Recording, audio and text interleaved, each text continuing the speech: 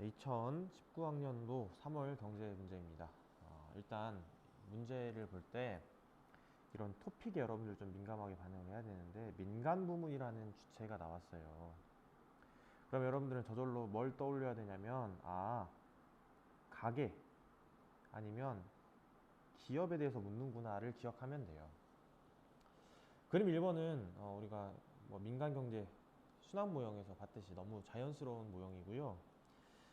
가시장에서 일어난 일이 현재 그림 위에 나타난대요. 근데 그림 위에 내용을 보니까 우리 집 아이가 간식으로 먹을 빵 사려고 왔어요 라고 여자분이 얘기를 했고, 남자분이 이번에 새롭게 출시한 유기농 식빵인데 요즘 반응이 좋아요 라고 대답을 했어요. 그러니까 빵을 현재 사고 파는 과정에 있는 거죠. 그러니까 이건 현재 뭘 가리키냐면 재화를 지금 사고 파는 과정, 그러니까 가시장은 현재 생산물 시장을 가리킵니다. 생산물 시장. 저절로 나시장은 당연히 생산 요소 시장이 되겠죠. 생산 요소 시장. 자, 그러면 여러분 보세요. 현재 이 선의 형태가 실물의 흐름을 나타낸다고 했으니까 생산물 시장에 실물을 제공하는 A라는 경제 주체는 당연히 뭐일 거냐면 기업이겠죠. 그럼 실물을 반대로 제공받는 B라는 주체는 당연히 가게일 겁니다. 다 왔어요. 그러면 1번 A는 가게이다. 기업이라고 했죠. 그러니까 틀렸죠. 2번 B는 효용국대화를 추구한다. 가게는 효용국대화 맞죠. 그럼 기업은 뭘 추구할까요?를 물어보면 당연히 기업은 이윤국대화를 추구하겠죠. 그렇죠? 3번 임금은 가시장에서 결정된다라고 했는데요. 임금은 생산 요소 시장에서 결정되겠죠. 그러니까 틀렸죠.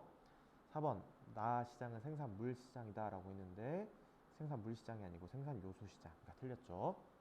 5번 B는 나시장에서 수요자이다 라고 했는데요. B가 가게죠. 가게는 생산 요소 시장에서 수요자가 아니고 공급자에 해당합니다. 그러니까 5번도 마찬가지로 틀린 내용입니다. 자, 2번 문제를 보니까 현재 뭘 물어봤냐면 자산 관리를 물어봤어요. 그러니까 우리가 흔히 자산 관리할 때 생각나는 금융 상품의 종류 여러 가지 있지만 크게 예금, 주식, 채권 이 세 가지 생각할 거예요. 그 세 가지를 놓고 한번 생각을 먼저 한 상태에서 문제를 바라볼게요. 일단 갑 같은 경우는 현재 어떻게 표시가 되냐면 이 실선으로 이렇게 표시가 되고 있어요. 현재 갑 같은 경우는 현재. 근데 을 같은 경우는 현재 어떻게 표시가 되냐면 이 점선 이렇게 표시가 되고 있죠. 지금 특징적으로 갑 같은 경우는 유동성과 안정성을 선호하고 있고요. 안전성을 선호하고 있고, 일 같은 경우는 특이하리만큼 수익성을 굉장히 선호하고 있어요. 그러니까 위험을 굉장히 선호한다는 소리죠. 그러니까 을이 사실은 추구하는 금융상품은 주식에 가까울 것이고, 갑이 추구하는 상품은 사실은 예금에 가깝겠죠. 이 정도 수치라면. 그걸 인지한 상태에서 한번 문제를 보겠습니다. 1번 갑은 은행 예금보다 부동산 투자에 대한 선호가 높을 것이다 라고 했는데요. 일반적으로 사실은 부동산도 좀 안전자산에 들어가긴 해요, 여러분. 그러나 부동산이 더 안전하냐 예금이 더 안전하냐를 물어봤을 때 더 안전한 건 예금입니다. 그러니까 당연히 1번 틀린 내용이죠. 오히려 예금을 더 선호하겠죠. 갑은 안전성을 굉장히 중시하기 때문에. 자, 2번 을은 은행 예금 중 요구불 예금에 대한 선호도가 가장 높을 것이다. 한번 복습 차원에서 보면 예금에는 사실 두 가지 종류가 있어요, 여러분. 하나는 요구불 예금이 있고요. 또 하나는 뭐가 있냐면 저축성 예금이 있어요. 저축성 예금은 여러분들 일반적인 뭐 정기적금이나 이런 거 생각하면 돼요. 그러니까 만기가 될 때까지 자금을 예치 또는 적립하는 예금. 그러니까 이자 수익은 요구불 예금보다 높고요.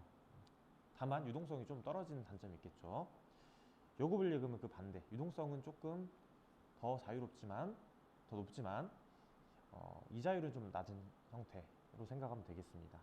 근데 그 중에 지금 물어보는 게 뭐냐면 요구불 예금이에요. 어쨌든 예금 물어보는 건데 이자율이 굉장히 낮죠. 그러면 수익성이 떨어지겠죠. 그러니까 을같이 수익성을 굉장히 중요시하는 사람은 요구불 예금 선호하지 않겠죠. 그러니까 2번도 틀린 내용이고요. 3번 주식 투자에 대한 선호도는 갑보다 을이 높을 것이다 라고 했는데요. 그렇죠? 수익성을 굉장히 중시하니까 수익성. 4번 현금화가 용이한 자산, 이거 예금이거든요. 예금에 대한 선호도는 갑보다 을이 높을 것이다 라고 했는데 당연히 갑이 높겠죠. 그러니까 4번도 틀린 내용. 5번 금리는 낮지만 예금자 보호제도가 적용되는 금융상품에 대한 선호도는 갑보다 을이 높을 것이다 라고 했어요. 금리는 낮지만 예금자 보호제도가 적용되는 금융상품, 이거 예금이거든요. 구체적인 액수까지 말하자면 5천만 원까지는 보장을 해줘요. 물론 여러분 신협이나 뭐 새마을금고 이런 데 아니에요. 뭐 농협이나 수협, 흔히 우리가 알고 있는 1금융권 중에서도 정해진 은행에서 이렇게 하고 있어요.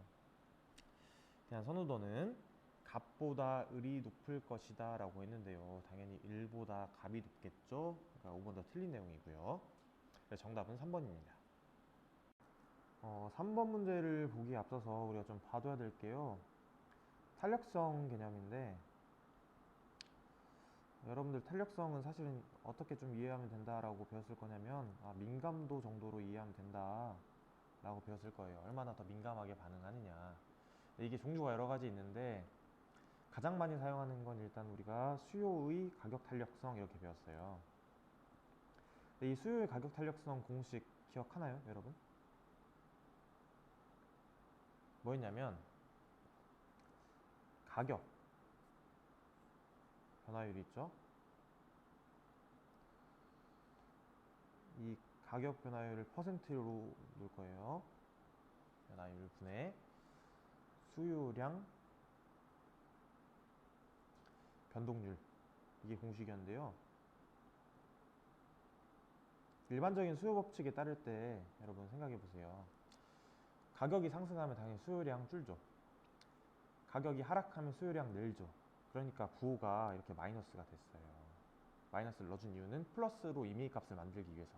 가격과 수요량이 반비례 관계이기 때문에 그래요. 근데 좀 더 명확하게 하기 위해서 우리는 사실은 여기다가 뭘 씌웠냐면 절대값을 씌웠어요. 어쨌든 의미는 뭐냐면 가격이 1% 변할 때 수요량이 몇 퍼센트 정도 변하느냐, 이거 알아보고 싶은 거예요. 근데 이 범주를 우리가 몇 가지로 나눴냐면 크게 5가지 정도로 나눴어요. 자, 좀 줄여서 우리 이제 ED로 적을게요. 이거 왜 이렇게 정지는 알고 있을 거고. 자, 수요의 가격 탄력성이 ED죠. 이 가격 탄력성이 무한대가 나왔다. 그럼 우리가 뭐라고 표현을 했냐면 완전 탄력적 이렇게 배웠어요. 만약에 ED, 수요의 가격 탄력성이 어떻게 나왔다 라고 봤냐면 1이다. 그러면 이걸 우리가 뭐라고 배웠냐면 단위 탄력적이다 이렇게 배웠어요. 만약에 수요의 가격 탄력성이 0이다 그러면 완전 비탄력적이다 이렇게 배웠고요.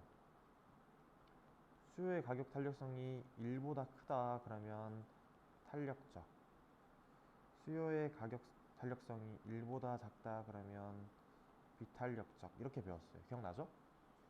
자, 이렇게 배운 상태에서 문제를 한번 봐볼게요. 자, 읽었다가 보고 가정용, 산업용, 교육용 전기가 있어요 현재. 근데 보니까 가정용은 가격 인상률이 10%일 때 전력 사용량 변동률이 1%예요. 즉 마이너스, 그리고 절대값 씌웠다 가정을 하면 10분의 1의 수치가 나오는 거죠. 그러니까 가격 인상률 분의 전력 사용량 변동률을 고려해보면, 그러니까 10분의 1이면 1보다 작죠. 그렇죠? 그러니까 당연히 비탄력적이라고 할 수 있겠네요. 그죠? 가정용 전기는 그러니까 비탄력적이라고 할 수 있고, 산업용 전기는 2분의 4 한번 해보세요. 2의 값이 나오죠. 그러니까 1보다 크네. 그러니까 아하, 탄력적이구나 이렇게 볼 수 있어요. 교육용 전기는 5분의 5 해보면 1의 값이 나오죠. 그러니까 아하, 1 하면 단위 탄력적이구나 라는 걸 우리가 구할 수 있습니다. 자, 이 상태에서 문제 볼게요. 기억. 가정용 전력 수요는 가격에 대해 탄력적이다. 비탄력적이라고 했죠. 그러니까 틀렸죠. 니은 수요의 가격 탄력성은 가정용이 교육용보다 크다 라고 했는데요. 가정용 비탄력적, 교육용 단위 탄력적. 교육용이 더 크죠? 그러니까 니은도 틀렸죠. 디귿 전력 사용량이 가격 변화에 가장 민감하게 반응하는 것은 산업용 전력이다. 산업용이 지금 탄력적으로 가장 민감하죠. 탄력성이 크죠. 그러니까 맞는 내용이고요. 리을 표와 같이 가격을 인상한다면 전체 전력 사용량은 3% 이상 감소할 것이다. 리을의 단서는 일단 어디 있냐면 여기 있습니다. 현재 용도별 전력 사용량은 동일하다라고 했어요. 그러면 어쨌든 전체 전력 사용량은 동일한데 변동률이 어떠느냐를 보면 전체 전력 사용량이 얼마나 감소했는지를 우리가 파악할 수 있는 거죠. 근데 어쨌든 현재 용도별 전력 사용량 자체는 동일하기 때문에 단순히 뭘 해주면 되냐면 요 전력 사용량 변동률 있죠. 요거 마이너스 1%, 마이너스 4%, 마이너스 5%.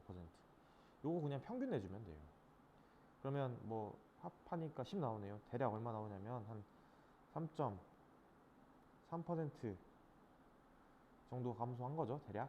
그러니까 전력 사용량은 3% 이상 감소할 것이다 라고 했던 이 리을 내용 맞는 내용입니다. 답은 5번입니다. 4번에서 여러분들이 선지에 조금 고려해야 될 부분이 있다면 일단 경기당 입장료가 10,000원이라는 점, 또 총 경기 수가 50경기 정도 된다는 거, 이 두 개 정도만 고려하면 되고요.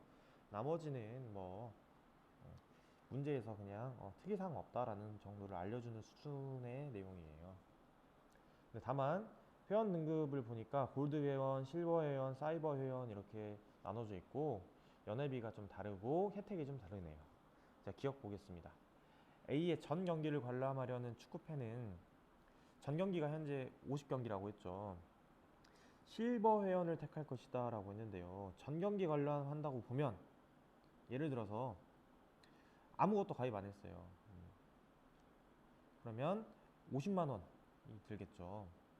근데 골드 회원일 때를 좀 가정해 볼게요. 골드 회원일 때는 30만원만 내면, 골드일 때는 30만원만 내면 전 경기를 다 관람할 수 있어요. 근데 실버라고 가정해 보면 일단 기본적으로 얼마 내냐면 10만원 내죠. 근데 거기다가 전 경기 관람이니까 50경기를 다 관람한다고 했는데 입장료가 현재 실버는 50% 할인을 해요. 그러면 25만원이 더 붙겠죠. 그러니까 35만원이 들겠죠.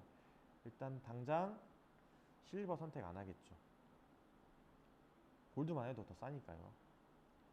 물론 사이버라고 했으면 45만원이 될 것이기 때문에 더더욱 사이버는 선택 안 하겠죠. 니은 A의 10경기를 관람하려는 축구팬은 10경기, 현재 10경기 사이버 회원을 선택할 것이다. 자, 사이버를 선택하게 되면 10경기 관람할 때 얼마의 가격이 들어가게 되냐면, 입장료가 들어가게 되냐면 10만원에서 10% 할인이니까 9만원 되겠네요. 그죠? 근데 만약에 골드 회원이면 얼마 냈어야 돼요? 무조건 30만원이죠. 그러니까 골드 안 할 거고요. 배보다 배꼽이죠. 실버 마찬가지. 얼마냐면 10만원 기본적으로 낸 상태에서 10경기 할인받아 50% 할인받아서 5만원 내겠죠. 가장 싼 거 실버가 아니고 사이버 회원이겠죠. 그러니까 니은은 맞는 내용이고요. 디귿 골드 회원 가입을 고려한다면 연회비를 기회비용에 포함시켜 판단해야 한다. 그렇죠. 그렇죠? 왜 기회비용 공식이 뭐였어요? 기회비용 명시적 비용에다가 암묵적 비용 합한 거잖아요. 그러면 여기서 연회비는 당연히 어디에 들어갈 거냐면 명시적 비용이 들어가겠죠. 그러니까 디귿 맞는 내용이고요. 리을 A의 25경기를 관람하려는 축구팬은 골드 회원이나 실버 회원 중 어느 등급을 선택해도 총 비용에는 차이가 없다. 자, 이것만 좀 끌어서 봐볼게. 자, 골드 회원이면 25경기 관람하려면 어쨌든 30만원 내면 돼요, 그냥. 근데 실버 회원이면 기본적으로 연회비 10만원 내고 여기다가 25경기를 관람해야 되죠. 그러니까 25경기 관람에다 치고 정확히 절반, 25만원의 절반 12만 5천원 어치를 더 내고 봐야 되겠죠. 그러니까 도합 22만 5천원이 되는 거예요. 그러니까 여러분들 같으면 이 선택의 경우 두 가지가 있다면 뭘 선택하겠어요? 당연히 실버 선택하겠죠. 그러니까 총비용의 차이가 없다라는 이 릴리선지에 틀렸습니다. 그래서 답은 3번입니다. 가가 현재 보니까 가가 총수요, 나가 총공급을 포함해서 국민경제의 균형점과 균형점의 이동 방향을 나타내고 있어요. 현재 1번 문제 보겠습니다. 1번 5번의 1번 선지 금리가 상승하면 기억이 증가한다라고 했는데요. 금리가 상승하면 당연히 민간 투자는 어떻게 되냐면 증가가 아니고 감소하겠죠. 그러니까 1번 틀린 내용이고요. 2번 디귿 순수출은요, 수출액에서 생산 비용을 빼는 게 아니고 수출에서 뭘 빼주는 거냐면 수입액을 빼줘야 되겠죠. 그러니까 2번도 틀린 내용이죠. 3번 니은이 증가하면, 그러니까 정부 지출이 증가하면 A와 같은 균형점의 이동이 아니고요. 니은 정부 지출이 증가하면 당연히 뭐가 움직여야 되냐면 총수요가 움직여야 되겠죠. 그러니까 애초에 균형점이 이 점과 있었다고 가정하면 B 방향으로 움직이는 게 맞겠죠. 그러니까 3번도 틀린 내용이고요. 4번 원유 가격 하락. 자, 원유 가격이 하락하게 되면 무슨 일이 벌어지냐면 여러분들 생산품의 단가가 싸지게 돼 있어요. 원유 가격이 하락하게 되면. 그러면 당연히 총 공급이 어떻게 되겠어요? 생산비가 하락하기 때문에 총 공급이 증가하겠죠. 이렇게. 그죠? 그러니까 A와 같은 이동 요인이 나타난다라는 건 애초에 성립할 수가 없는 내용입니다. 틀렸고요. 5번 가계소득 증가는, 자, 가계소득이 증가하면 당연히 민간 소비가 늘어나겠죠. 그럼 가계소득 증가는 B와 같은, 그러니까 민간 소비가 늘어나면 당연히 총수요가 증가할 거니까 당연히 B와 같이 총수요가 늘어나는 형태의 이동이 나타나겠죠. 그래서 답이 5번이 되겠습니다. 5번.